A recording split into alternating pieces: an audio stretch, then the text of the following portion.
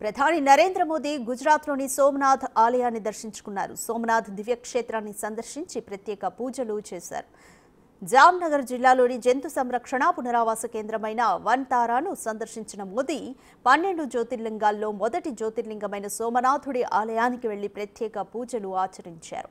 అనంతరం పొరుగున ఉన్న జునాగఢ్ జిల్లాలోని గిరి వన్యప్రాణుల అభయారణ్యం హెడ్ క్వార్టర్స్ శాసనకు బయలుదేరి వెళ్లారు.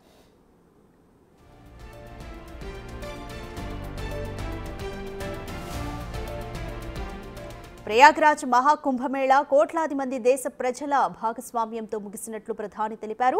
ఒక సేవకుడిగా మహాకుంభోత్సవం తర్వాత సోమనాథ్ ఆలయానికి వస్తానని అనుకున్నానని, ఇందులో భాగంగానే సోమనాథుని దర్శించుకుని తన సంకల్పాన్ని నెరవేర్చుకున్నట్లు తెలిపారు.